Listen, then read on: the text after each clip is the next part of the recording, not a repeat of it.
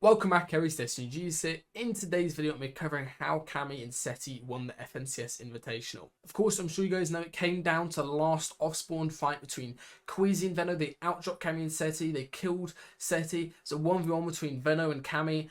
And Veno unfortunately tried to place a wall and then missed a shot because of it. And Cammy just ran in. A little bit better map knowledge probably on that final 1v1.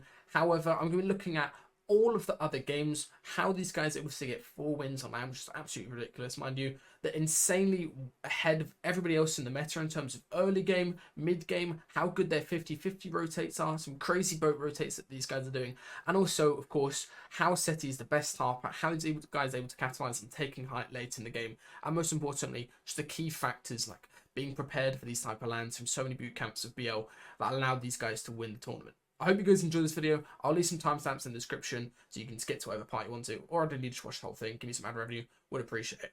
Alright, let's get straight into this with early game. Okay, first things first, let's go ahead and take a look at that early game. And honestly, these guys have mastered the early game. Out of every single other team in this lobby, I think they probably had the best early game plan and setup and game plan. And this is one of those things that they were actually saving for this land in particular. They didn't do any of the leak cups. They didn't leak their strats or anything. They saved it just for this event. I've got to tip my hats off them. It's really well done. So what is the most important thing of early game in these type of stack tournaments where it's obviously insanely stacked, no one wants to fight? You need to manage your storm surge as much as possible, which they do really well, and you need to make sure that your loot path and everything is as quick as possible. So let's take a look at Setty's loot path here. Would have missed a little bit of it, but basically his entire path early game is efficient as possible. He's not wasting any time opening a chest, farming something that's not high yield, opening an ammo box is as quick as possible. He runs around getting mats the entire time, and most importantly, they're actually juggling all of their shield by saving it all from popping barrels. So they're going to have a setup here in a second, which is really unique. I don't think any other team was actually doing this, apart from maybe Veno and Queasy when it was North Zone. Okay, so now you can see this is where they actually start their sort of really thought out plan after they buy some upgrades for their guns, is they go ahead and set up this base. And literally nobody knew what they were doing until sort of day 2 if they watched some vlogs on them. But there's nothing you can do to counter this. One of them gets up top here on top of the balloon, goes to some tags, while the other one goes ahead and actually ferries all of the white heals, all of the extra shield, all of the extra loot that they can get into this original metal box. And now you can see they've got a setup here where they've just got basically everything in the world set up in this box so they can play Storm for as long as possible and just farm Surge on other teams. And of course, because they're mid-map and because they're set up this way, it allows them to stay in Storm for a very long time, which is basically how they got all their Surge on other teams. And this worked the majority of their games. They weren't below Surge apart from one game in the entire tourney in the early game, which is absolutely ridiculous. Now next up, mid game. This is the biggest thing that people struggle with in these stack type tourneys, especially in duos, especially with the different zone pools, and these guys just had a better plan compared to everyone else. You can see they're staying in Storm here, they're letting other teams rotate past them, they're stealing all the tags from these teams up on the hill, and they're actually going to use all of those whites that they preserved earlier to play late in Storm and use the balloons to rotate. So let's take a look at how they do that. So you can see here, they come over to this box. They're in 2-tick Storm currently. They're actually going ahead and using all the med mists and shield cakes. They have spare shield cakes. They have so much spare loot from doing this gameplay strategy. And then you're going to see they go ahead, zip line out. There's no one in Storm at this point. Of course, it's not. It's going to be 2-tick. Other people are in Storm fighting are going to die, like these guys here. They go ahead and fly. And the next thing they do, this is completely unique to them. I don't think I saw another team do this all season, is doing these boat rotates with shield bubbles, and it's such a good strategy. So you can see here, they take the time to use some extra whites in the Storm, shield bubble on the boat, hop through it, and some of the games that she did this in a completely shambles situation, and they managed to get center third and get a kill from doing it, and it is so good.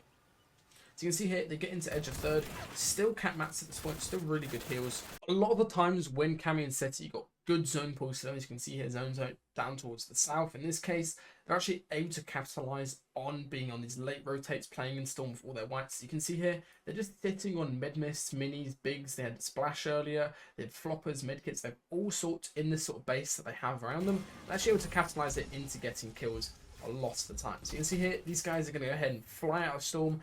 They're way deep in Storm. They've used all the splashes. It's a Brazil duo, and they just get 2 kills out of the air. Absolutely ridiculous stuff that these guys are able to pull off, and this, honestly, in my opinion, has to be the furthest ahead a team has been of the meta. Of course, we've seen meta items in big land tourneys like ballers and stuff where a lot of teams are playing them. Veno and Queasy were sort of doing this strat, but mainly just for early game. Of course, they didn't really have as good a zone. You can't do it as long in Veno and Queasy's case, but these guys were literally sitting in Storm.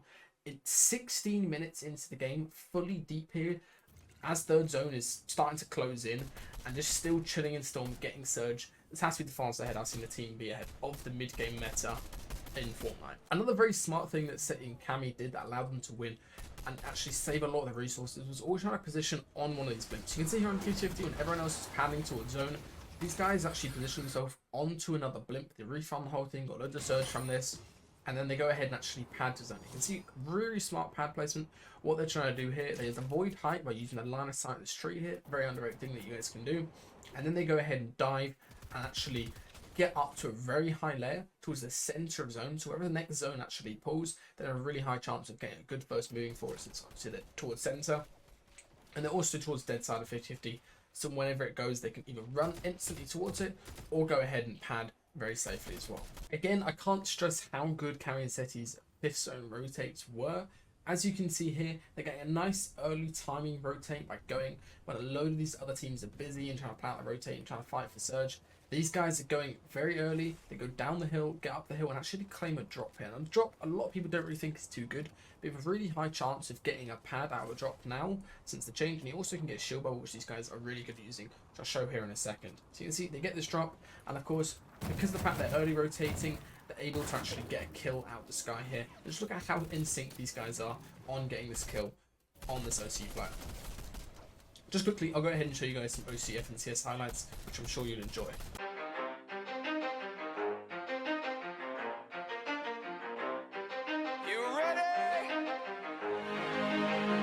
Let's go. Yeah. Another thing that Cammy and Setty do really well is to actually go ahead and utilize shield bubbles later in the game. So of course they use them on mid-game rotates like with boats and things like that, but they go ahead and actually use them on later game rotates by throwing them just like this. They wait for this team in front of them to rotate forward, and now they're going to go ahead and rotate in completely for free. Of course, can't get damage through this, and then build in at the edge of the shield bubble like this. So even if they were to get sprayed or were to get cracks, they come out the shield bubble. They can always get back into the shield bubble if needed. And they get that rotate there completely for free. Build a nice 2x2 box, which is really safe. It avoids them getting jumped in on by a team. And then very simply have a nice endgame setup here. And just look at their mats. The mat management on these guys is absolutely ridiculous. 1,000 mats to 1,400 mats. It's completely ridiculous at this point in the game. And one of the biggest reasons these guys won Invitational is how good they are at using pads in the correct time. So you can see here, by being center of 50-50, and actually they tarped a little bit more of first moving, is they're able to pad and land in the end of first moving here. Very nice place. They save a whole load of mats. They also go ahead and tarp even further, deeper into first moving. So wherever zone pulls, they've got more time to look for a refresh and more time to pad safer later on. They never died while using pads, just because they do little things like that, just making a little bit of extra boxes to be safe later on. Now as zone pulls far here, he swaps to use some wood and brick to actually get further in zone, just so they can pad. And again, think about where they're trying to stick to. They're trying to stick towards the left expanding side rather than being on this right side that's getting constricted in. Up here, they take a little bit of damage on that one rotate, so they go ahead and decide to use that last shield bubble, and they set up a very safe pad. Padding out the shield bubble is so good, you can't get tagged, and actually go to the effort of blocking off all the angles. They safely place the pad down early, so not faffing around, jumping and trying to place it at the same time where it bugs out a little bit. They also go ahead and place a safe wallage. They can't get tagged at all. And again, they stick towards the left side, which is a really good landing spot here. One off low ground, which might seem a bit risky, but they immediately go up a layer and then continue tarping. And this is just how good they are and how good they are at setting up safe endgames for both of them. Another one of the reasons that Setty and Cammy won Invitation was just because Setty, in my opinion, is the world's best mid-ground tarper. Center is obviously a very close call. However, Setty just edges them out slightly, especially with this tournament win here, and how good these guys are at converting, just having a nice tarping mid-ground game into winning. They won 4 games in Invitational. So first things first here, the briefly buffers a little bit. They actually use their pad as second zone transitions to get over towards the best edge of zone. Let me explain this. So you can see here, the right edge is really congested. Obviously, zone just pulled from there, and it's actually pulling this way. So whenever you're on this right-hand side and its zone's pulling like this, and it's having to move inwards and upwards at the same time, that means you have to diagonal path and actually use a lot more mats per tile. And Setty basically wants to be on the right-hand side of the zone, or the correct side, I should say, the left-hand side in this case, so you can stick to an edge of zone that's going straight, so you can save even more mats. Let's take a look at how he does this. So you're going to see he sticks fully on the left-hand side. Left-hand side here is expanding, so it's creating space on that left-hand side, and it's also just going in a very nice straight line, which obviously makes tarping super easy. He burns through his metal here just so he can stabilize, and it's a very nice play in a second where he actually goes ahead and swaps to wood. A lot of people ask me when should you use wood during tarps, and it's just for simple things like this. When you're layer changing, when you're sort of chilling, there's nobody really near you. You can see he layer changes, goes down, he actually runs into the Brazilian team tarping right here. What do you do when you run into a team tarping? You can't really go down too much, it's going to be too congested. Just go upper layer, very simply, don't overcomplicate it. They both got upper layer, and actually use wood for this layer change as well, which I think is really nice. So you can see he realizes he's kind of chilling at this point. He swaps back into bricks, since there's a possibility of being too close to second height. And again here, he's going to swap back to wood. Makes a conscious effort to swap back to wood there because he knows it's a very free part of zone. But on the left-hand side, they're not really too much of a focus from height. And he just tarts forward.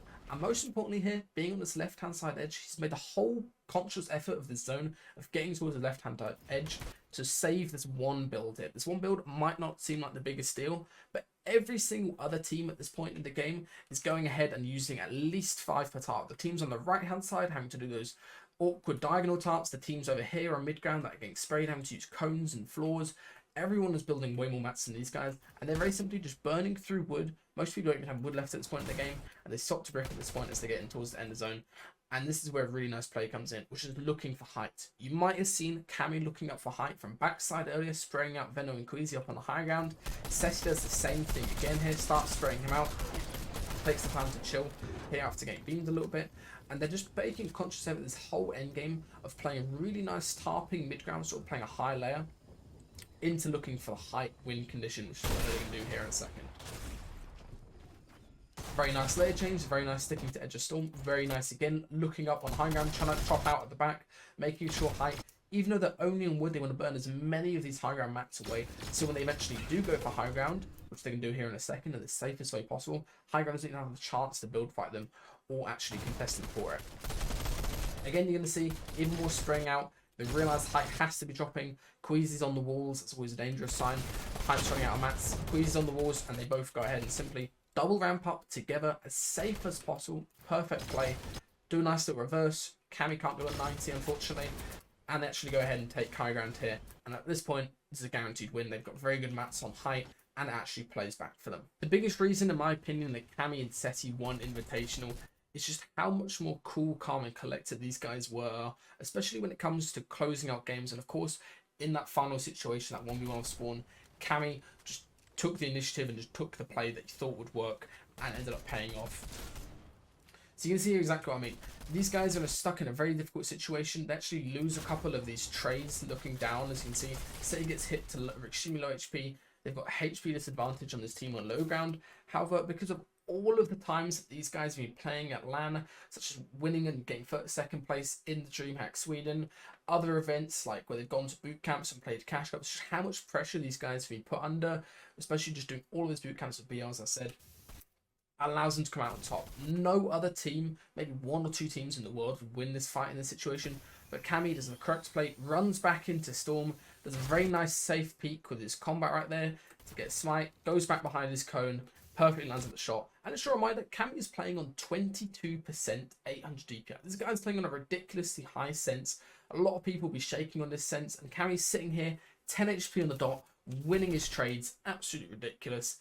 Definitely deserved win from these guys.